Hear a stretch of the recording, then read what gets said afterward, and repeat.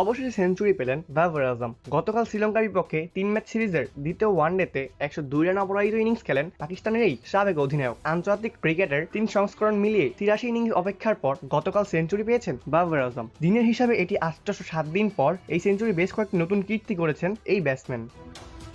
প্রথমত, পাকিস্তানের হয়ে ওয়ানডেতে সর্বোচ্চ সেঞ্চুরি এখন বাবরের দখলে। যদিও তিনি রেকর্ডের মালিক একা নন, ওয়ানডেতে বাবর ও সাইদ আনোয়ার দুজনের সেঞ্চুরি 20টি। বাবর অবশ্য সাইদ আনোয়ারের চেয়ে 108 ইনিংস কম খেলেছেন। দ্বিতীয়ত, কাল বাবর ও মোহাম্মদ রিজওয়ান 112 রানের অবিচ্ছিন্ন জুটি করেন। ওয়ানডেতে এই নিয়ে 40তম বারের মতো সেঞ্চুরি জুটির অংশ হলেন বাবর বা পাকিস্তানের হয়ে দ্বিতীয় সর্বোচ্চ। সবচেয়ে বেশি 41 বার সেঞ্চুরির জুটির অংশ ছিলেন ইনজামুল হক। তৃতীয়ত, দ্রুততম ব্যাটসম্যান হিসেবে ওয়ানডেতে 20টি সেঞ্চুরি করেছেন বাবর আজম। 136 ইনিংসে 20টি সেঞ্চুরি করেছেন বাবর। দক্ষিণ আফ্রিকার কিংবদন্তি হাশিম আমলা 20টি সেঞ্চুরি করেছেন মাত্র 108টি ইনিংসে, যা সবচেয়ে দ্রুততম। দ্বিতীয় স্থানে আছেন বিরাট কোহলি, যিনি 20টি সেঞ্চুরি করেছেন 133 ইনিংসে।